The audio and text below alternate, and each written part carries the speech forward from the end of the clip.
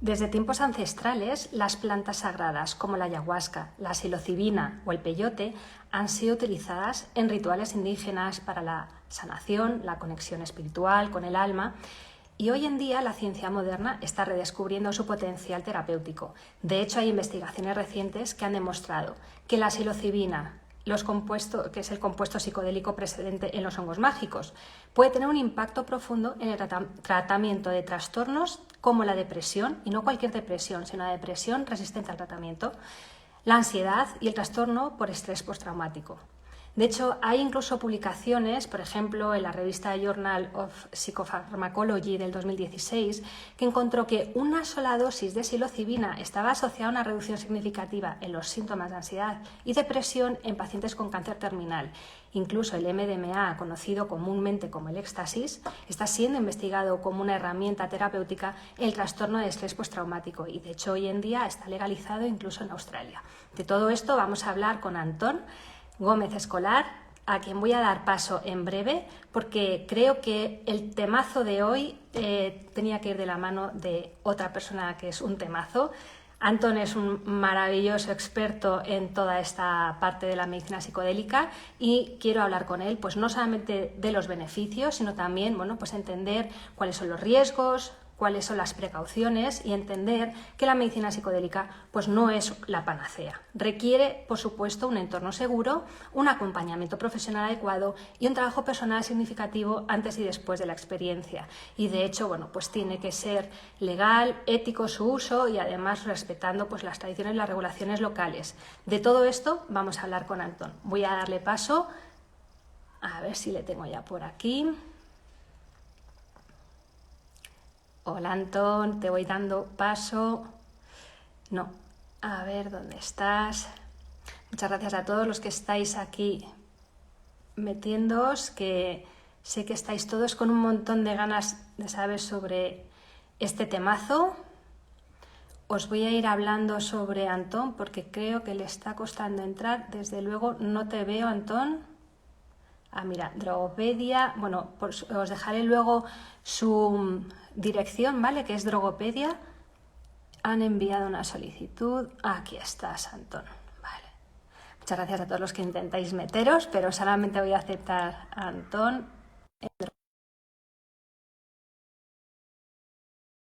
Va metiendo porque su currículum no deja indiferente a nadie. A ver, Antón. Hola, Antón, ¿cómo estás? ¿Me ves? ¿Me oyes? ¿Qué tal, Camino? Sí, sí, te escucho. Ahora mismo no te veo, pero sí que te escucho. Bueno, yo te veo perfectamente y creo que todos te ven bien y te escuchamos bien. Bueno, Antón, bienvenido. Muchísimas gracias por tu rato, porque sé que entre tus viajes, tus cursos, estás súper ocupado, pero creo que el temazo de hoy merecía la pena que fuera con alguien de tu nivel. Así que muchísimas gracias. Bueno, Antón, para los que no le conocéis, tiene su dirección en Drogopedia, que os recomiendo este canal de divulgación maravilloso que tienes, Antón, con una seriedad como la que tiene que ir de la mano de este tema. ¿Vale? Antón, además, os leo, ¿vale? Para que sepáis bien su currículum. Él es también autor de un libro que es la Guía Esencial del Renacimiento Psicodélico, que también os recomiendo que leáis, que es maravilloso. Ha trabajado en la Agencia Europea de Drogas de Lisboa, ha estado informando, analizando sobre drogas en festivales de música como con Energy Control, cuidando pues, los malos viajes psicodélicos en festivales, es decir, ha ido acompañando y regulando y apoyando pues, para la precaución, ¿no? en el uso y en el abuso de las drogas. Y de hecho, pues ahora has pasado a todo lo contrario, ¿no? O, bueno, no todo lo contrario, sino todo lo que tiene que ver con los beneficios, ¿no? Y con la regulación, Mm. incluso a nivel internacional. De hecho, bueno, pues tengo aquí también en tu biografía, bueno, pues que eres asesor científico especializado en psicodélicos para diversas organizaciones. Ha impartido conferencias y formaciones sobre drogas y psicodélicos para diversas instituciones, gobiernos, universidades, congresos y hospitales, llegando a presentar sobre drogas psicodélicas ante el Parlamento Europeo en Bruselas y en Naciones Unidas en Viena y colaborando con el primer informe sobre psicodélicos publicado en la ONU, nada más y nada menos. Tiene máster en psicofarmacología y drogas de abuso en salud pública y en relaciones internacionales. Es miembro de la Comisión de Políticas Globales de Drogas de la UNAD y cofundador y vocal de la Sociedad Española de Medicina Psicodélica, SEMSI, de la Fundación INAHUE para el Avance de la Ciencia Psicodélica y de la Sociedad Psicodélica de Madrid. Creo que tu currículum es para sentarse y darte un aplauso, porque creo que esta formación no la tiene prácticamente nadie y es un gusto que precisamente tú estés con toda esta formación dedicado a este mundo que se está abriendo hoy con unas posibilidades terapéuticas que a mí como médico pues me interesa mucho que podamos hablar hoy. Así que muchísimas gracias, Antón, y bienvenido. La Pues, cantidad de gente que se ha interesado por este directo es abrumadora. Hay muchas preguntas que se quedarán en el tintero y, por supuesto, intentaremos dar respuesta posteriormente dejándolo escrito en el post, que este vídeo se quedará grabado como el resto. Así que bienvenido, Antón. Cuéntanos pues un muchísimas poquito sobre tu gracias, trayectoria. Camino.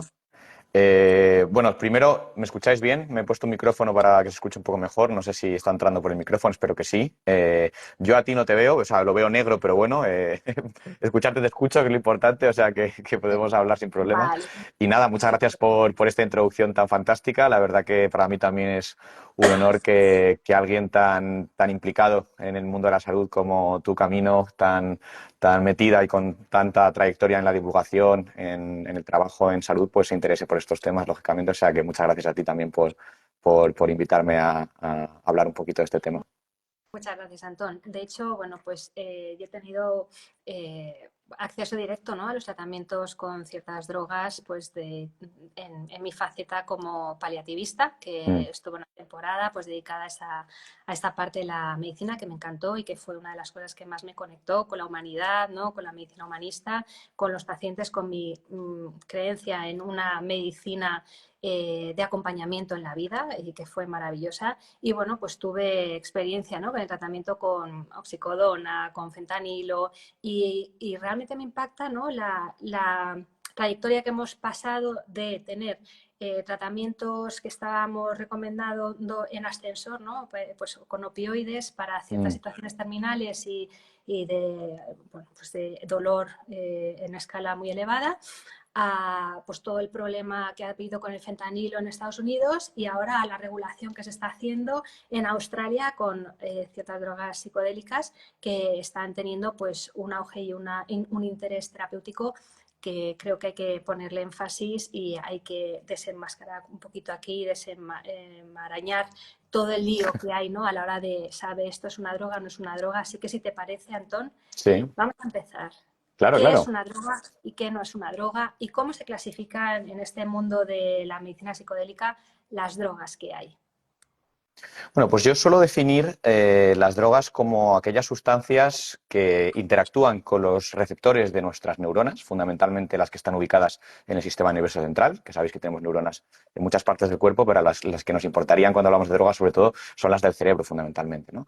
Y que al interactuar con estos receptores producen cambios que se pueden sentir tanto en la percepción como en el pensamiento, como en las emociones, como en el propio comportamiento de las personas, ¿no? Entonces, cualquier sustancia que cumpla un poco estas características, para mí es una droga. Hay que decir también que la palabra droga, si nos vamos a otros idiomas, por ejemplo al inglés, hace referencia a cualquier sustancia con actividad farmacológica, da igual dónde o cómo. Y eso, pues en castellano no tendría esa misma equivalencia, porque aquí droga solamente se lo damos a la que tiene psicoactividad, es decir, la que actúa a nivel del sistema nervioso central, a nivel de la psique. Entonces, por un poco aclarar el término, cuando hablamos en castellano de drogas, lo correcto sería decir droga psicoactiva, para así un poco quitar la ambiguación que pueda haber o la ambigüedad, perdón, que pueda haber con el término droga anglosajón, ¿no? El drug, que allí, por ejemplo, pues se puede ver en todos lados, en las farmacias, porque se considera que todo lo que se consuma que tenga actividad farmacológica caería en esa etiqueta, ¿no? Pero aquí en España, para que no nos liemos, o bueno, en español en general, droga es básicamente esa sustancia que actúa sobre el cerebro y produce cambios en nuestra percepción, en nuestras emociones y en nuestros comportamientos, ¿no? En nuestra forma de pensar también. Bien. Bueno, dentro de este tipo de drogas o de sustancias psicoactivas podríamos incluso meter sustancias que hemos normalizado su consumo en nuestra sociedad, desde el alcohol, el Mm. tabaco, el café, El azúcar, me atrevería yo a decir también, ¿no? Es una de las, quizá, pues tenemos un gran problema, o yo como médico veo un gran problema de adicción a la comida y que incluso hay experimentos, ¿no? Con ratas a las que se les da dispensación automática, ¿no? Sí, Sobre dispensadores en los que se disuelve agua con cocaína y agua con azúcar, y como las ratas tienen una preferencia sobre el azúcar, ¿no? Porque realmente tienen una actividad a nivel cerebral, de cambio a nivel de neurotransmisores, y bueno, es verdad que la neurociencia hoy en día pues, nos ha dado lugar, ¿no? a un entendimiento mayor de toda esta actividad que pueden generar, incluso pues, alimentos o sustancias como el azúcar, ¿no? en adicción. Entonces, yo bueno, en el tema, perdona, un segundito, en el tema del azúcar en concreto, no lo tengo yo, o sea, entiendo que las características que tiene son muy parecidas a las de muchas sustancias en cuanto a la capacidad, por ejemplo, adictiva que puede tener. Tiene claramente un efecto psicoactivo en cuanto a que la persona pues, puede cambiar de estado de ánimo, puede pues, tener muchos cambios comportamentales derivados de su estado de glucemia, por ejemplo, en sangre, ¿no? Pero es verdad que en el caso del azúcar, como también se trata de un alimento, yo ahí no tengo tan claro si lo colocaría dentro o fuera de ese ámbito, ¿no? Pero yo creo que estamos de acuerdo en que el azúcar es una sustancia que puede ser adictiva, que tiene un nivel de psicoactividad que se puede detectar y que, de hecho, bueno, es una sustancia que a día de hoy está generando muchos problemas de salud. Por tanto, es importante hablar de ella, ¿no? Tanto sea dentro o fuera del ámbito de las drogas, me parece fantástico que la tratemos porque es muy importante. yo creo que más que nada un poco por dar a conocer a la población que cuando Mm, hablamos de drogas no solamente estamos hablando de cocaína, de claro. heroína, sino de sustancias quizá que hemos normalizado y que están generando un problema de salud pandémico. Mm, Entonces, bueno, ya te había oído en alguna entrevista como que lo tenías en duda. Yo no tengo ninguna duda, por supuesto, del tema del azúcar, pero bueno, cuestión aparte, la parte más alimentaria, creo que tenemos en nuestra sociedad muy metidos ciertos fármacos psicoactivos, mm. desde las propias benzodiazepinas, que bueno, pues somos uno de los países con mayor consumo de orfidales, lexatines y todos los tratamientos con benzodiazepinas para el estrés, la ansiedad, el insomnio, ¿no? Y nadie se lo cuestiona, ni cuestiona las dosis farmacológicas, ni los riesgos que pueda tener. Me parece algo súper serio, ¿vale? Hablando del problema de la el farmacocentrismo que tenemos en España. Mm, Bueno, como el típico Rubifeno, el Concerta, ¿no? Que se está utilizando, anfetaminas o sí. estimulantes, ¿no? Para situaciones tan prevalentes hoy en día como el TDAH, Mm, y que de hecho esto me gustaría que lo hablásemos un poquito más adelante porque es una de las situaciones que me preocupa profundamente. Tengo amigos íntimos que son profesores y que están viendo el problema que está generando hoy en día a lo largo de los años, ¿no? De tanto tratamiento con este tipo de sustancias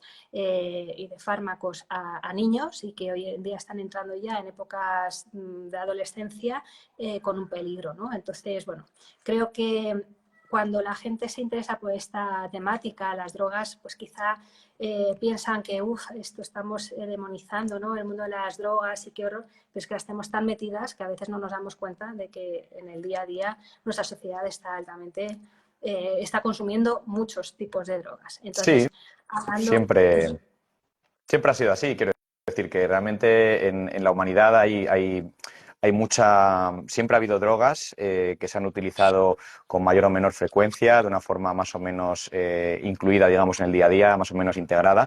Pero es verdad que es curioso cómo dentro del ser humano, un poco también por cómo hemos sido educados, tenemos una concepción de la palabra droga que siempre nos conecta un poco con la parte ilegal, pero dejamos de lado todas estas sustancias que estabas mencionando, que están en el día a día y que muchas veces la gente ni se plantea que son drogas, y que no por eso quiere decir que sean malas necesariamente, quiere decir que tienen sus riesgos y que por tanto hay que saber manejarlas de una forma en la cual, pues oye, si se va a obtener un beneficio, como puede ser el beneficio de tener cierta estimulación por tomarse un café, o el beneficio a lo mejor de relajarse un poquito por tomarse una cerveza, que sea siempre teniendo muy consciente y muy presente cuál pueden ser los riesgos para pues mitigarlos de la forma más efectiva posible, ¿no? Por ejemplo, tomar decisiones más informadas en cuanto a si se va a consumir algo o no, en base precisamente a conocer perfectamente cuáles son los riesgos a los cuales te puedes exponer y cuáles son los beneficios que puedes obtener, ¿no? Porque al final muchas veces se deja de lado, cuando hablamos, por ejemplo, de las drogas legales, dejamos siempre de lado la parte de los riesgos, generalmente. Se dan por hechos, como que no, como si no existiesen, ¿no? Y al revés, cuando se habla de drogas ilegales, se habla exclusivamente de los riesgos y se deja de lado si puede haber algún beneficio potencial, alguna utilidad potencial, ¿no?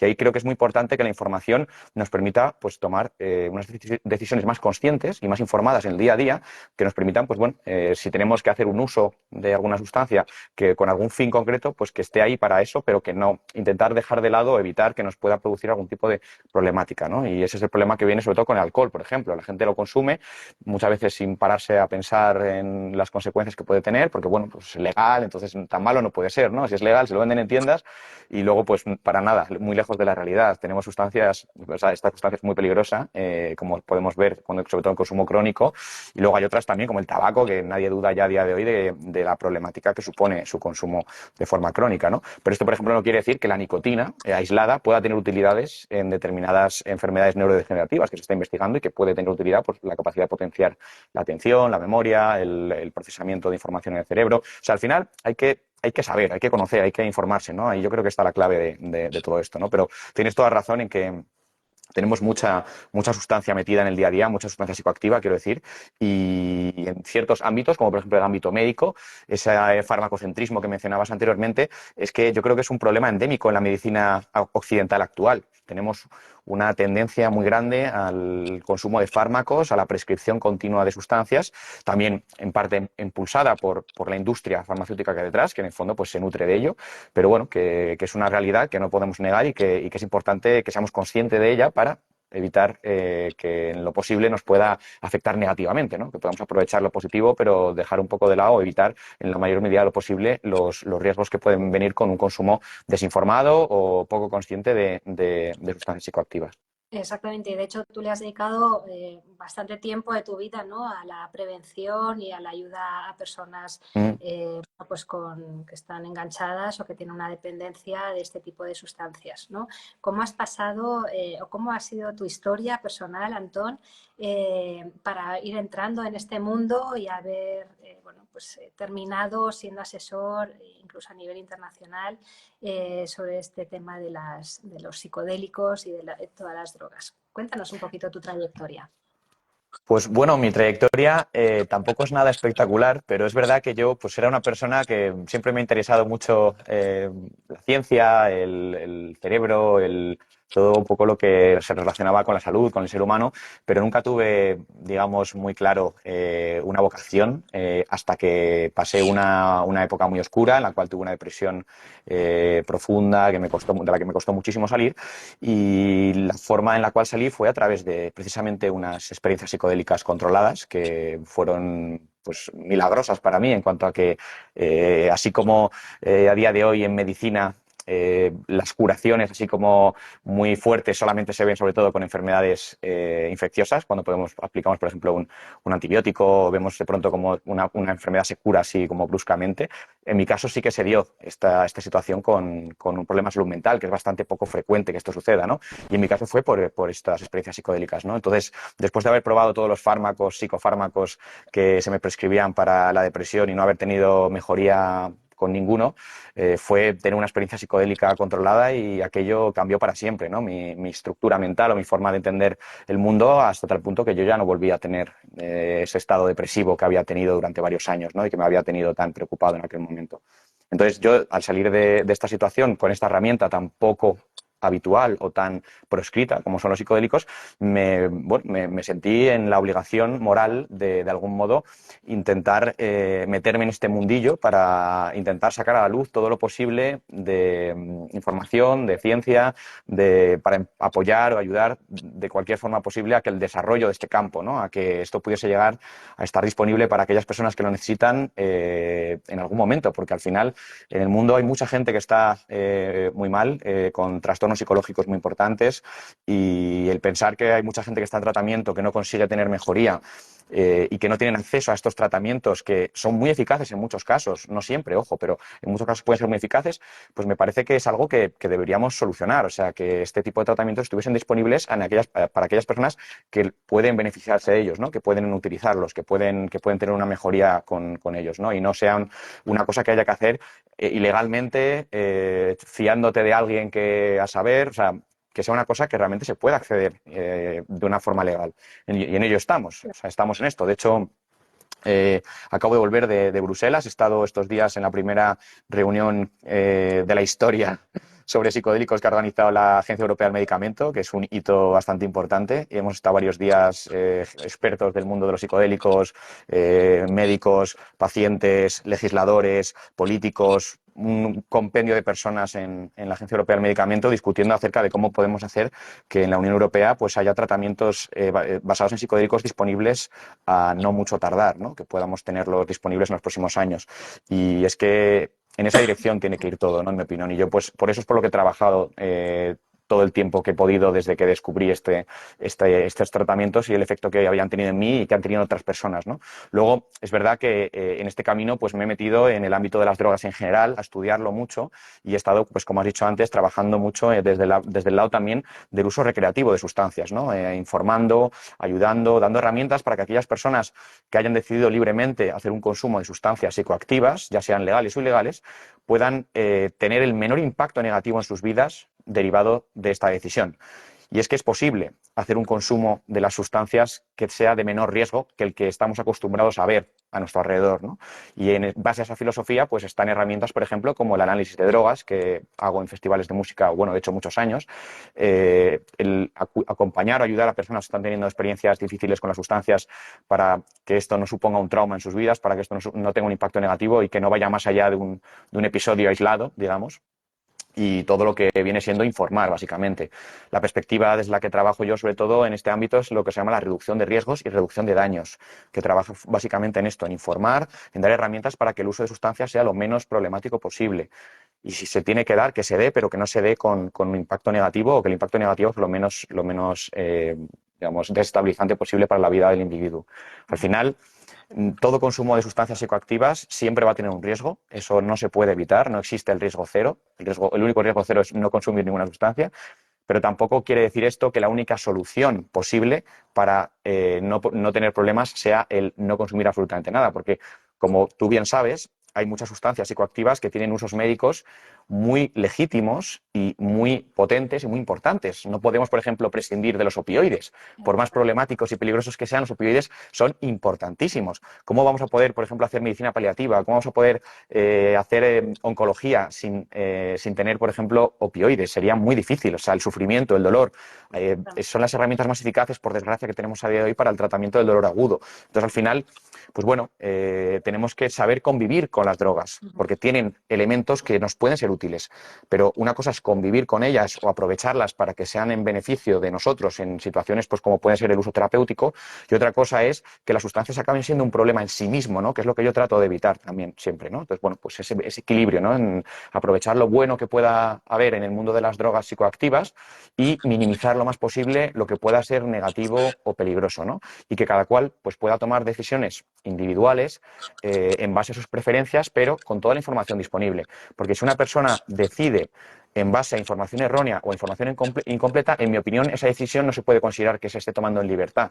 Se está tomando una decisión en base a información incompleta. Y eso para mí no es libertad. Para mí la libertad emana de un conocimiento profundo de lo bueno, de lo malo y de actuar en base a ese conocimiento, ¿no? Entonces, bueno, pues en esa línea un poco he dedicado mis últimos años a trabajar pues en divulgar información, trabajar en ayudar a sacar a la luz toda la información de, por ejemplo, el uso terapéutico de las drogas psicodélicas, ayudar pues a que la gente conozca estos enfoques, que conozca también cuáles son los riesgos del uso fuera de estos enfoques, porque al final los riesgos son tremendamente variables según el uso que se haga las sustancias, el objetivo que sea, las dosis, en fin, toda esta información que tiene que tener cualquier persona.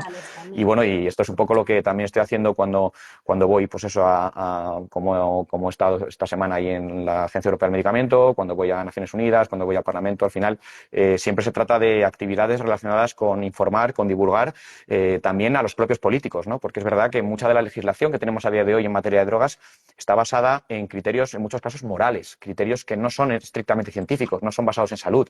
Aunque se venda que la política de drogas estaba ahí para proteger nuestra salud, no es cierto, porque en el fondo, si una política busca proteger la salud y tiene como efecto secundario el estar generando más problemas de los que generaban las propias sustancias antes de ser prohibidas, entonces debería cambiar esa política en base a esos resultados. Pero si esa política no cambia es porque ya nos hemos enquistado en una visión moral de las sustancias como malas, porque sí, pero bueno, nadie se plantea, por ejemplo, prohibir el alcohol a día de hoy.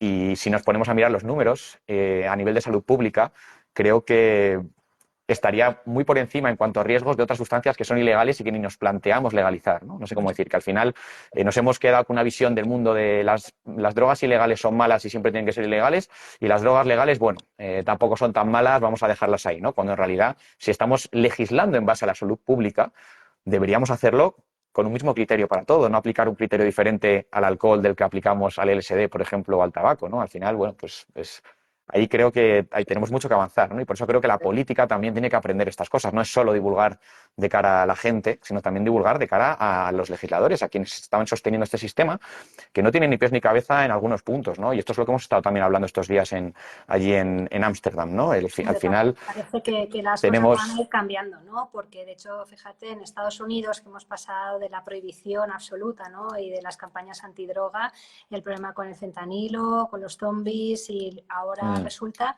que, bueno, pues también están valorando la legalización, pues, del MDMA, también de la psilocibina, pues para todas estas indicaciones de las que vamos a hablar ahora. Entonces, yo creo que realmente va a haber un cambio y espero que sea positivo para que podamos sacar el máximo provecho de ciertas sustancias que están ayudando a resolver problemas de salud que no conseguimos resolver con los medicamentos que tenemos hoy en día. Y estamos hablando de temas muy serios de salud, ¿no? Sí. Como puede ser una depresión grave que no responde, de las no respondedoras que no responden a tratamientos farmacológicos y con las que se ha visto que no con un uso continuado de estas sustancias psicodélicas, sino puntual, se puede revertir y se puede sacar de una situación que corre riesgo la vida del paciente. Entonces, creo que este tema hay que tomarlo en consideración y espero que cambien las indicaciones y las posibles legislaciones para que podamos aplicarlo de forma terapéutica en los próximos años en nuestro país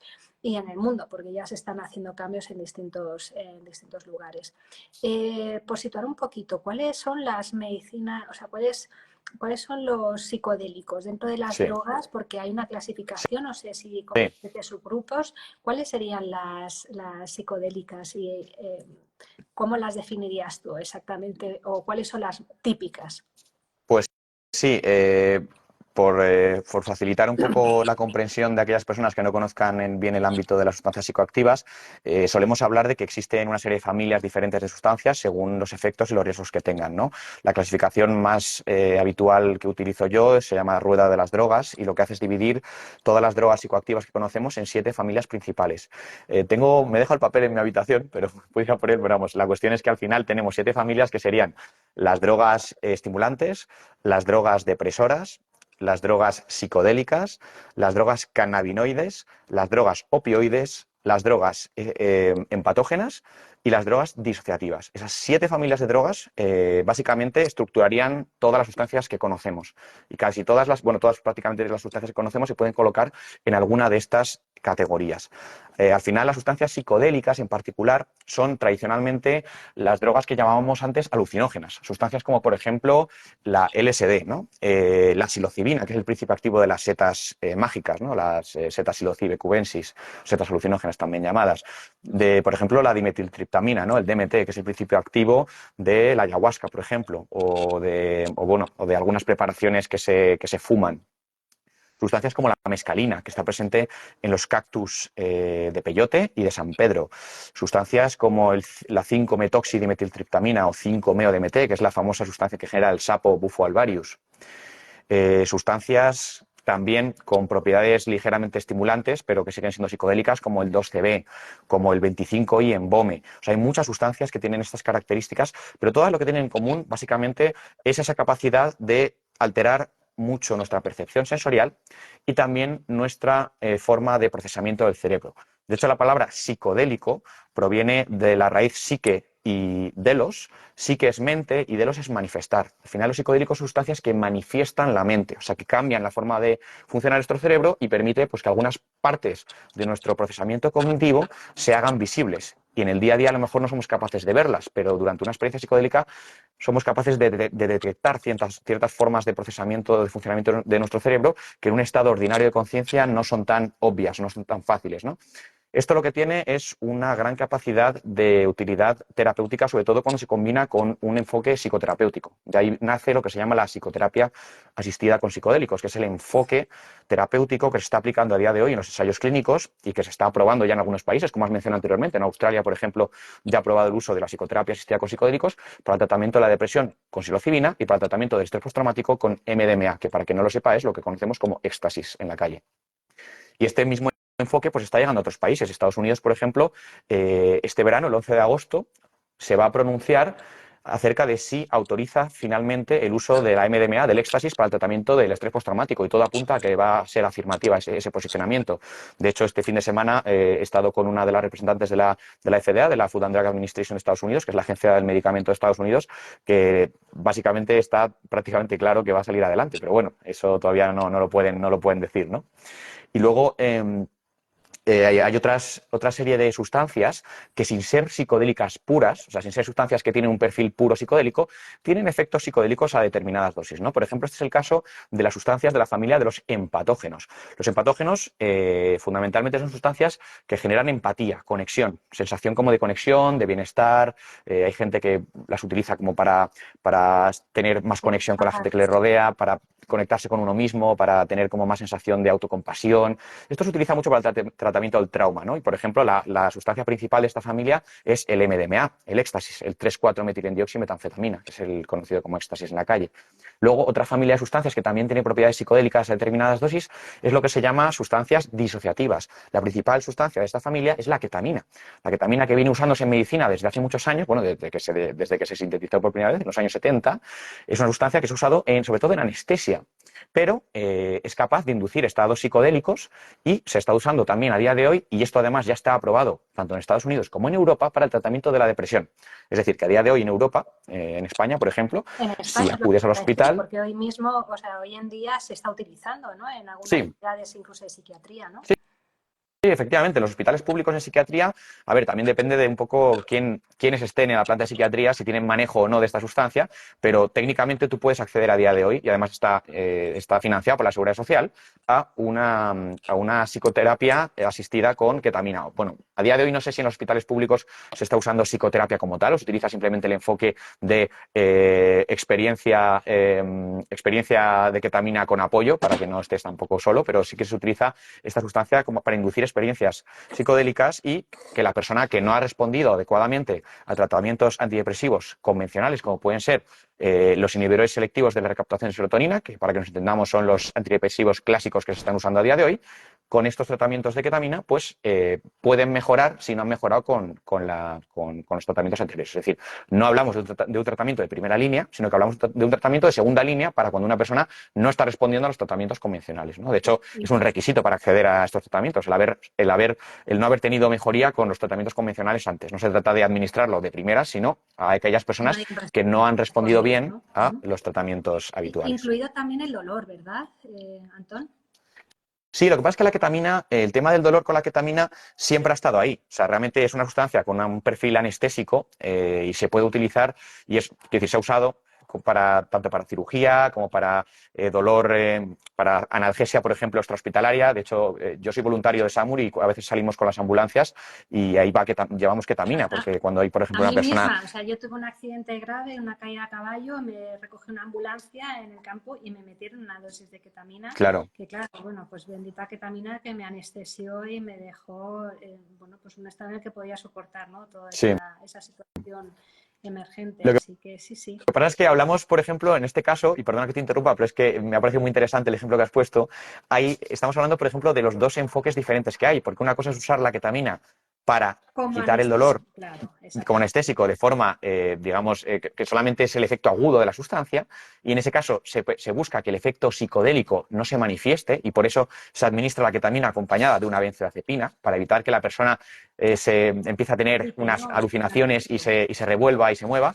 Y en este otro enfoque se busca precisamente que el efecto de la ketamina sea precisamente el efecto psicodélico, porque es lo que hace que, digamos, se remueva un poco esa cognición y se pueda encontrar un nuevo punto de equilibrio en el estado mental de la persona, ¿no? Que es lo que se busca con ese efecto psicodélico, ¿no? El generar esa especie de, primero, inducir esa neuroplasticidad que viene acompañando estas experiencias psicodélicas, luego también permitir que se desarrollen experiencias psicológicas que tengan valor para el paciente, que luego se puedan trabajar en psicoterapia, y luego, por último, también hacer que el funcionamiento del cerebro se altere de forma importante durante algunas horas, y esto permita que la persona durante un tiempo pueda romper ciertos ciclos de pensamiento, ciertos patrones de Claro. pensamiento que estaban enquistados y que estaban dificultando su mejoría clínica, ¿no? Exactamente. Porque de hecho, bueno, pues yo no tuve ningún tipo de alucinación, por supuesto, o sea, yo estaba en pleno shock, pero lo único que tuve es un efecto anestésico y me parece muy interesante que aprovechemos para poder entender cuál es el efecto que generan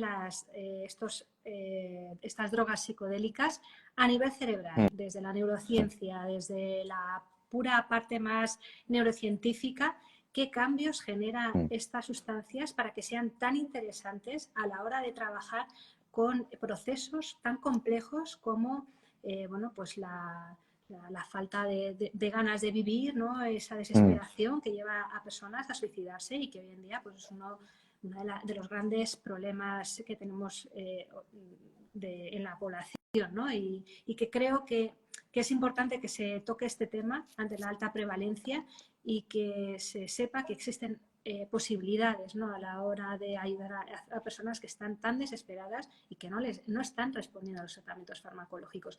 ¿Qué hace una sustancia psicodélica a nivel cerebral? Pues hace muchas cosas, y de hecho estamos descubriendo muchas de ellas ahora mismo, porque en realidad tampoco tenemos un conocimiento tan profundo, por más que, bueno, llevamos algunos años de publicaciones, con investigación, se está saliendo bastantes cosas a la luz. Los estudios, por ejemplo, las herramientas de neuroimagen que tenemos a día de hoy son muy útiles para estudiarlas, cosa que a lo mejor en los años 50, cuando se dio la primera oleada de investigación en psicodélicos, pues todavía no había estas herramientas. Pero bueno, básicamente lo que hacen la mayoría de las sustancias psicodélicas es engancharse a un receptor que se llama receptor 5-HT2A, o sea, receptor 2A de serotonina de las neuronas, que está distribuido pues, por toda la corteza cerebral, pero en algunas regiones pues, de forma más concentrada, digamos, y al engancharse con este receptor producen una serie de cambios en la forma en la que el cerebro se interconecta o la forma en la que se comunican nuestras diferentes regiones cerebrales, ¿no? De hecho, la característica más común de las sustancias psicodélicas, o más visible o más prominente, es que desactivan o reducen mucho la actividad de una región cerebral, una red, más bien que más que una región, que conocemos como la red neural por defecto. La red neural por defecto es un núcleo de interconexiones cerebrales que se encarga de interconectar diferentes regiones del cerebro y que está implicada en un montón de procesos, muchos procesos de nuestra conciencia ordinaria, ¿no? Es un poco la que nos permite estar como en estados de ensoñación cuando no estamos haciendo nada. Es una red que, bueno, a veces estorba si está sobreactivada porque nos dificulta la concentración. De hecho, se da mucho en casos de personas con TDAH, suele haber una desincronización de esta red con el resto de redes del cerebro. Luego también es una red que hemos visto que está sobreactivada en los cerebros de aquellas personas que tienen trastornos como, por ejemplo, la depresión o las adicciones. Está muy relacionada con los patrones o nuestros modelos del mundo. Es decir, cuando nosotros nacemos, tenemos generalmente que aprender del mundo que nos rodea para poder actuar sobre él, porque nosotros de pequeños no somos criaturas funcionales, somos criaturas pues, que somos dependientes, necesitamos que nos alimenten, que nos cuiden y demás, ¿no?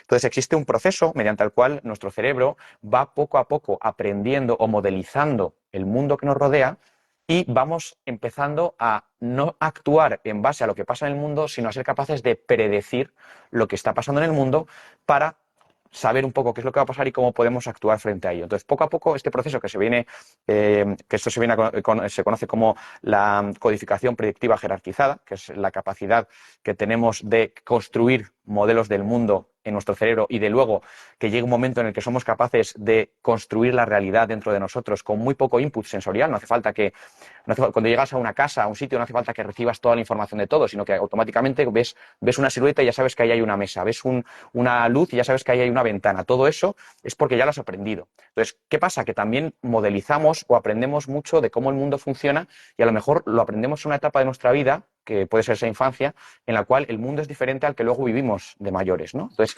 eso se puede hacer muy patológico. Si hemos vivido, por ejemplo, procesos traumáticos de pequeños, hemos vivido una infancia en una familia disfuncional, si hemos vivido en un entorno de mucho estrés, esos patrones que aprendemos, ese mundo que aprendemos a actuar frente a él, no es el mismo que luego tenemos en la vida de mayores. Y esto nos puede llevar a situaciones muy poco adaptativas, en las cuales estamos funcionando en base a unas instrucciones de uso, por así decirlo, que no son las instrucciones de uso del mundo real, sino que son las instrucciones de uso de un mundo particular que vivimos cuando éramos De pequeños, ¿no? hecho, bueno, Así puede perdona que te pasar. interrumpa, pero creo que esto no solamente pasa en pacientes que tienen pues, vivencias traumáticas en la infancia, sino yo creo que todos, ¿no? Construimos unos patrones de comportamiento bastante reactivos según los condicionamientos, Claro. pues las experiencias previas que hemos tenido, pues nuestra propia familia, nuestra educación, ¿no?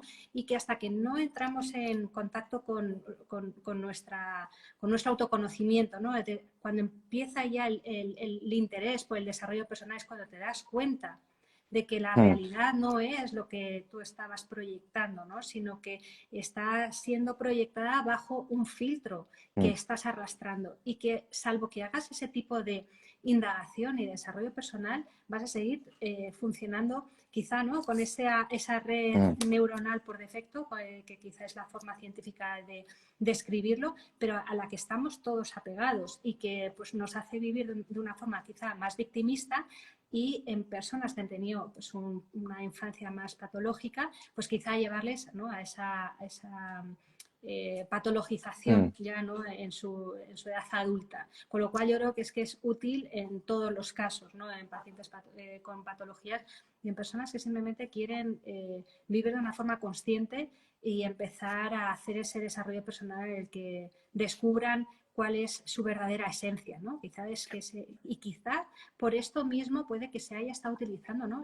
Todas estas sustancias psicodélicas a lo largo de la historia de la humanidad, ¿no? En las diferentes poblaciones, porque no se han utilizado quizá con una indicación terapéutica como en la que estamos ahora, ¿no? Intentando legalizar para estas situaciones de ansiedad, depresión, estrés postraumático, TOC, psicosis, etcétera, sino como algo más experimental, o sea, algo más vivencial que tiene que ver con la trascendencia, ¿no? Quizá es esta otra parte de las sustancias psicodélicas lo que tiene como interés o lo que ha tenido como interés a lo largo de la humanidad, ¿no?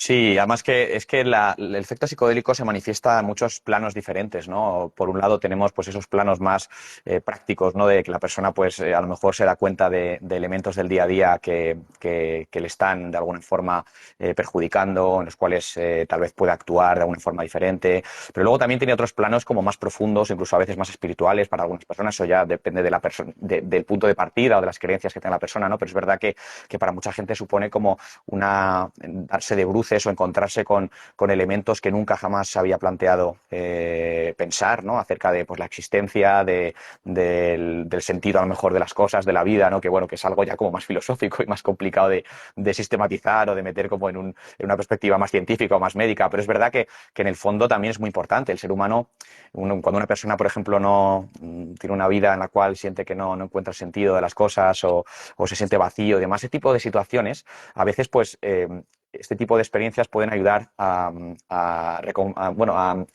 buscar un nuevo marco para esas dudas, ¿no? A darles un poco más de luz y en ese sentido pues también puede tener mucha utilidad. Lo que pasa es que, claro, también hay que saber que estas sustancias, cuando se utilizan en estos contextos de uso terapéutico o contextos controlados, no siempre necesariamente de uso terapéutico, ¿no? Pero contextos controlados y demás, pues es verdad que tiene un perfil de seguridad que puede ser relativamente bueno cuando tenemos en cuenta los beneficios potenciales y los riesgos potenciales, que aunque parezca lo contrario. Los riesgos, si se controlan bien las experiencias psicodélicas, no son tan elevados, pero bueno, para eso es muy importante que haya un control bien estructurado, profesional y demás. Pero bueno, que al final hablamos de que estas sustancias, el potencial y el potencial beneficioso, el potencial de riesgo, pues hay que tenerlo muy en cuenta siempre que una persona se expone a ellas, porque no es lo mismo para nada el uso, por ejemplo, que se puede hacer de esta sustancia en un festival de música que el uso que se puede hacer de esta sustancia en un entorno controlado, ¿no? Por retomar un poco lo que me preguntabas antes acerca de lo que hacen en el cerebro, tampoco podemos estar aquí toda la tarde hablando de esto porque es súper largo, pero sí que me gustaría dar como de forma ilustrativa un ejemplo muy interesante. Hace unos años se publicó un estudio que profundizaba en el funcionamiento de las sustancias psicodélicas en el cerebro y la BBC hizo un artículo acerca de este estudio que se había publicado y el titular fue las sustancias psicodélicas resetean el cerebro. Ese fue un poco el titular que ellos publicaron. Y no estaban tan lejos del sentido del artículo, ¿no? Porque al final es un poco parecido a eso. Lo que hace la sustancia psicodélica es activar muchos mecanismos, entre ellos están mecanismos, por ejemplo, neuroplásticos, mecanismos también que cambian o rompen ciertos patrones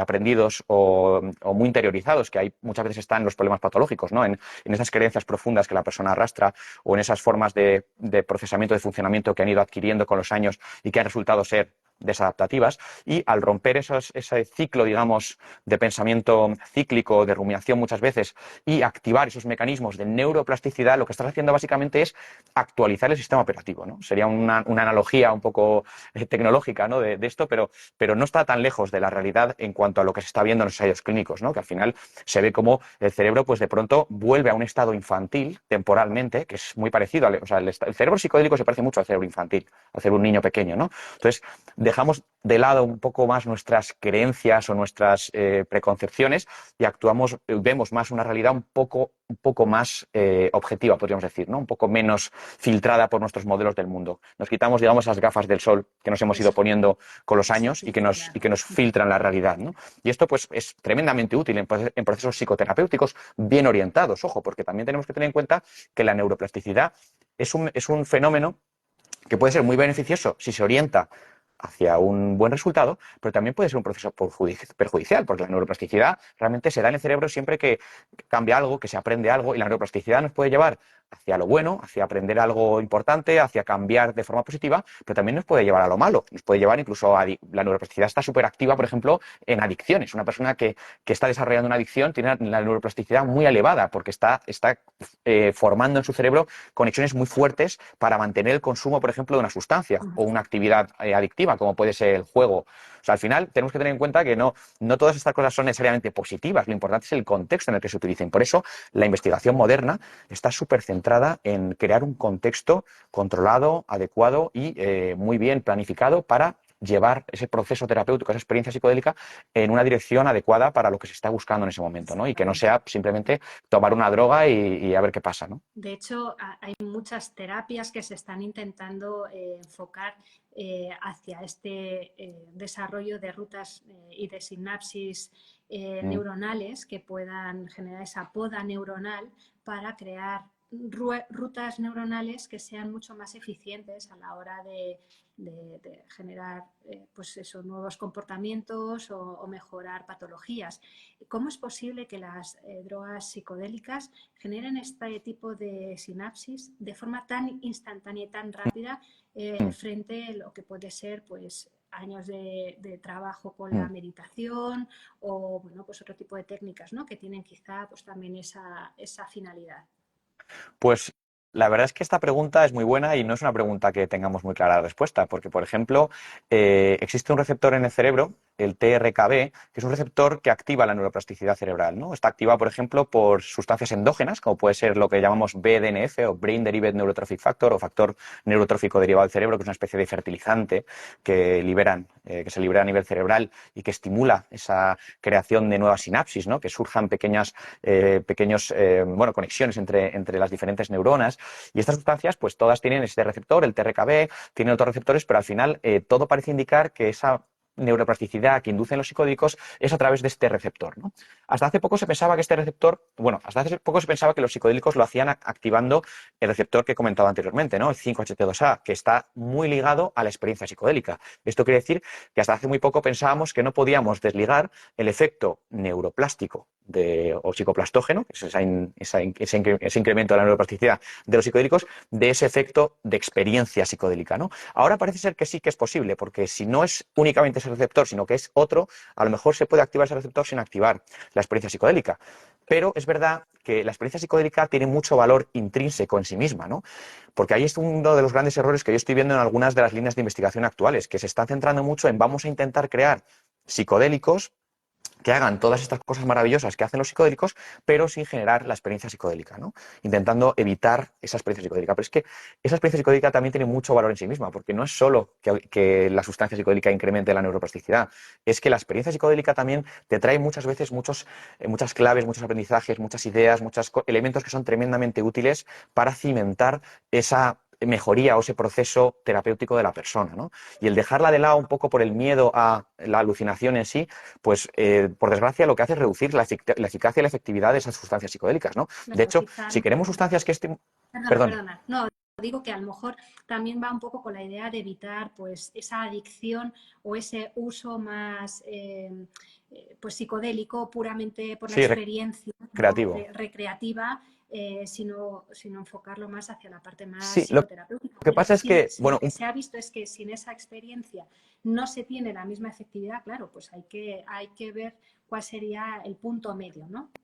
es que tenemos que pensar, por ejemplo, que se ha descubierto también recientemente, porque esto no se sabía, que uno de los mecanismos que parecen estar detrás de la efectividad de los antidepresivos clásicos, de los inhibidores selectivos de la recaptación de serotonina, no es tanto únicamente ese incremento de la concentración de serotonina en las sinapsis, en las conexiones entre neuronas, sino que además parece ser que lo que hacen los antidepresivos clásicos y lo que hace que su eficacia tarde tanto en manifestarse, normalmente en torno a las 4 o 6 semanas, es que realmente el efecto viene de la neuroplasticidad que generan, no tanto de ese incremento en la concentración de serotonina, ¿no? Sino que sería más bien un efecto secundario de ese incremento de serotonina, la generación de un incremento de mayor neuroplasticidad, y ese es el que finalmente trae el beneficio terapéutico que la persona puede sentir en la terapia cuando utiliza estas sustancias, ¿no? Lo que pasa es que los psicodélicos están como unas 1000 veces por encima de los antidepresivos en cuanto a potencia para inducir esa neuroplasticidad, ¿no? O sea que estamos hablando de un tratamiento mucho más poderoso, ¿no? que los, ¿Y, que y los qué me, antidepresivos clásicos. y qué efectos secundarios puede tener? Porque igual que los antidepresivos pueden Mm, tener incluso efecto paradójico, ¿no? Y en una depresión mayor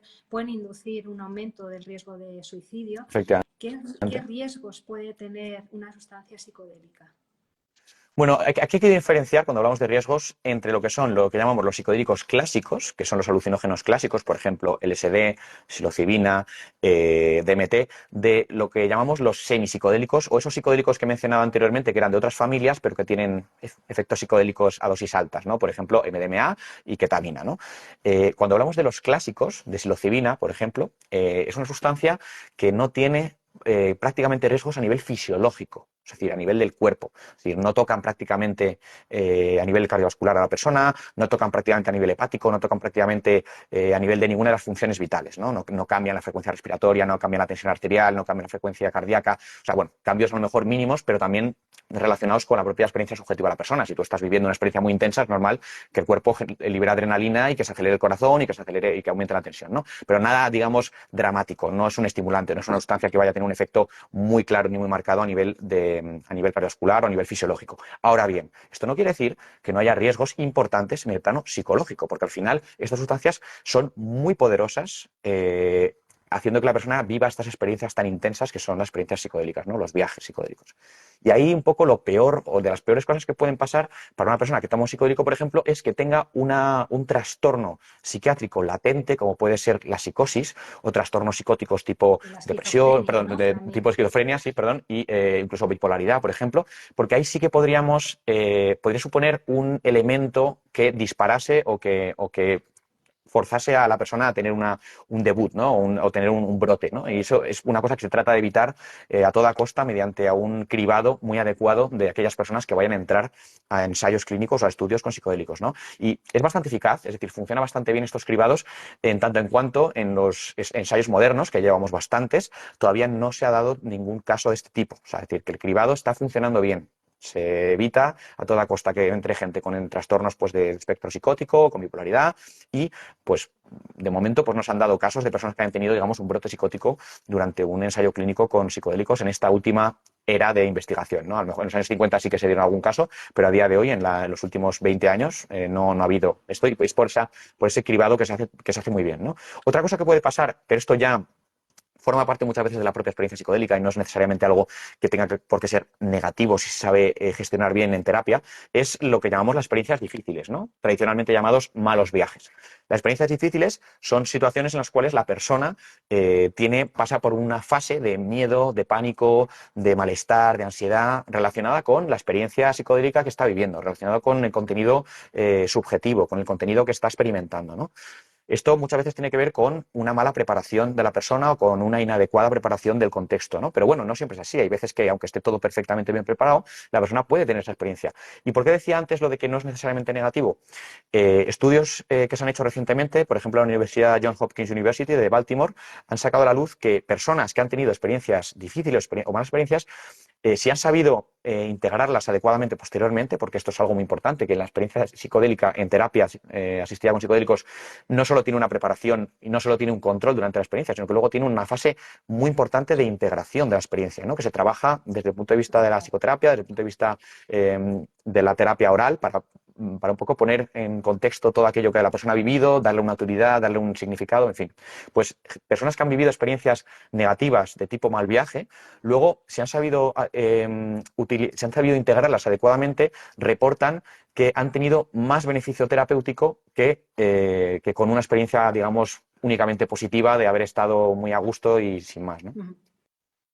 De hecho, bueno, el padre, ¿no?, del LSD, que además Sí, mañana es el día de la bicicleta, precisamente, en efectivamente. abril, también tuvo pues esa primera experiencia negativa, pero seguida rápidamente de una experiencia muy positiva que fue la que le llevó, ¿no?, a seguir investigando en este sentido y quizá por Sí. eso pues el tránsito, ¿no?, pues como en un parto, ¿no?, el tránsito por una situación difícil, ¿no?, hasta el éxtasis, ¿no?, de llegar al nacimiento, ¿no?, al renacer hacia esa esencia que hay, puede ser quizá, ¿no?, ese tránsito del que se habla y De que, hecho, bueno, eso que mencionas, ese tránsito, uno de los usos más importantes que han tenido las sustancias psicodélicas, sobre todo en los años 50, cuando se empezaron a utilizar con finalidades clínicas en hospitales en Estados Unidos, era precisamente el enfoque de preparación de la muerte, el enfoque paliativo en muchos casos, porque ayudaba a las personas que tenían un gran, lo que se llama en inglés existential distress, ¿no? Estrés existencial por la cercanía de la muerte, por haber recibido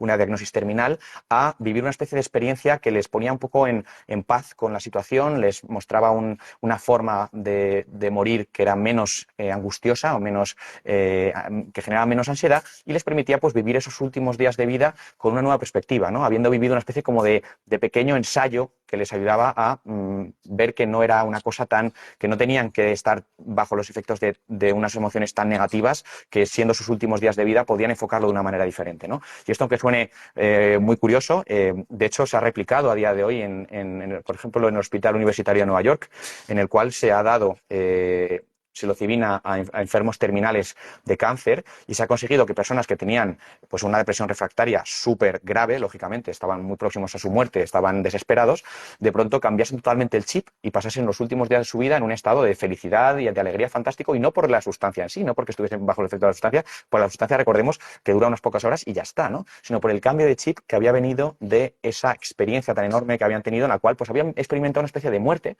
y se habían dado cuenta pues que a lo mejor no era algo de lo que tenían que tener tanto miedo, sino más bien de no estar aprovechando al máximo los últimos días de su vida pues para hacer aquellas cosas que a lo mejor tenían valor para ellos mismos o para la gente que les rodeaba, ¿no? Al final, ese cambio de chip lo permitían estas experiencias psicodélicas, y lo que permanece con la persona no es el efecto de la sustancia, no es el efecto farmacológico, permanece el aprendizaje o el conocimiento que se ha desarrollado durante esa experiencia psicodélica. Y esto es el cambio de paradigma que suponen los psicodélicos. Estamos acostumbrados a que la curación o la mejoría clínica viene del efecto farmacológico de la sustancia. Entonces retiramos la sustancia y deja de haber efecto farmacológico positivo y la persona vuelve otra vez a estar como estaba antes, ¿no? Con los psicodélicos no es así. Con los psicodélicos permanece ese conocimiento, ese aprendizaje que se ha dado durante la experiencia psicodélica y eso es lo que cimienta, digamos, la mejoría. Y por eso es por lo que digo que el desarrollo de psicodélicos sin experiencia psicodélica, o sustancias que actúan parecido en el cerebro pero no llegan a generar esas experiencias psicodélicas, tiene mucha menos eficacia clínica que la experiencia psicodélica completa, ¿no? Con el elemento subjetivo y con el elemento farmacológico combinados. Claro, es un poco como la experiencia del despertar del alma, ¿no? Porque eso es pues una clarividencia que no tiene que ver tanto con la sustancia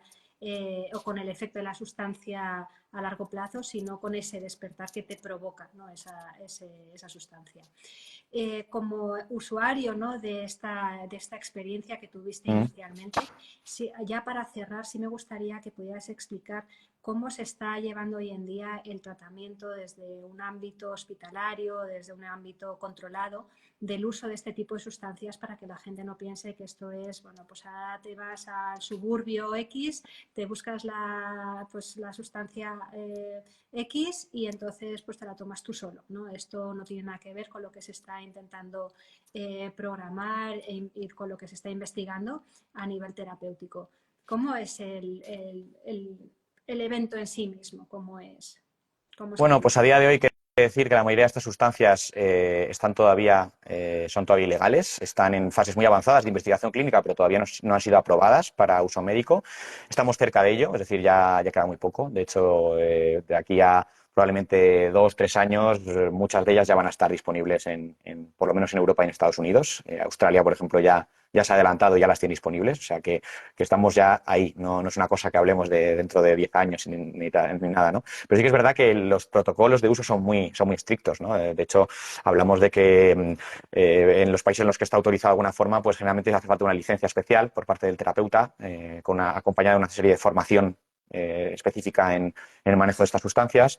Luego, la sustancia se administra a veces en base a casos individuales, es decir, no es un tratamiento regular que se pueda prescribir constantemente, sino que hay que presentar el caso a un organismo regulador y el organismo regulador autoriza el uso de la sustancia, ¿no?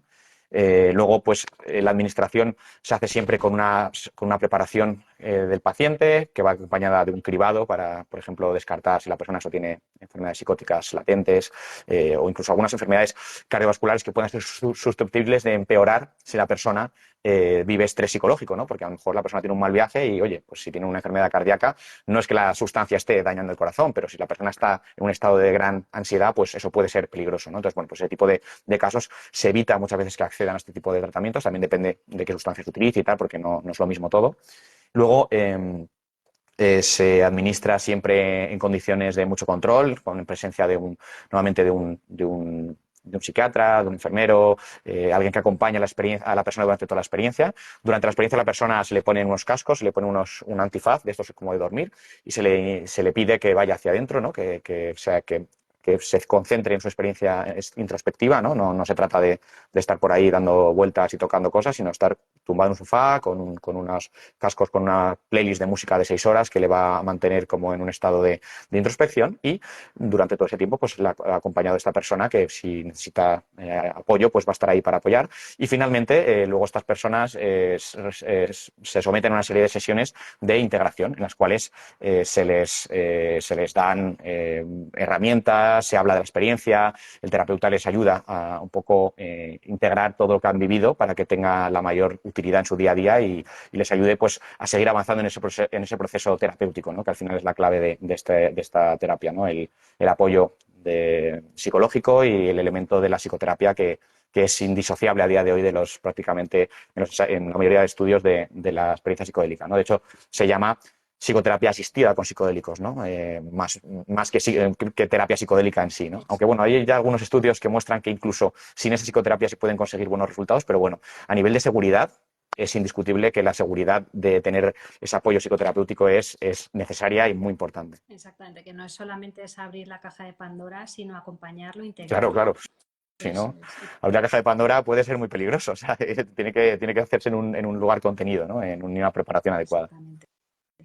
Pues, Antón, me quedaría preguntándote muchísimas más cosas, me quedaría hablando contigo eternamente porque creo que este tema es apasionante y además es maravilloso escucharte todo lo que tú sabes, todo lo que estás ayudando a que esto salga adelante. Así que muchas gracias por todo tu esfuerzo en nombre de toda la comunidad médica y sanitaria y esperemos ver cambios en los próximos años que ayuden más todavía a nuestros pacientes de lo que estamos haciendo con lo que tenemos. Así que muchas gracias, Antón. Estamos en contacto y nada, este vídeo se quedará grabado, así que cualquier duda que tengáis intentaremos contestaros en los próximos días. Y no os olvidéis de seguir a Drogopedia, donde tendréis muchísima más información que hoy se nos queda en el tintero, pero que os aseguro que es toda súper interesante.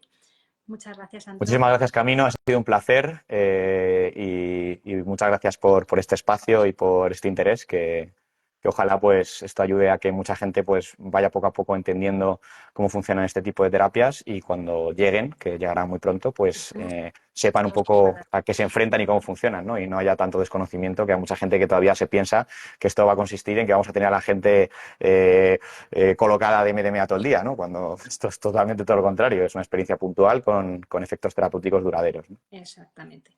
Pues muchísimas gracias. Gracias, Antón. Gracias a todos y estamos en contacto. Un abrazo. Hasta ahora.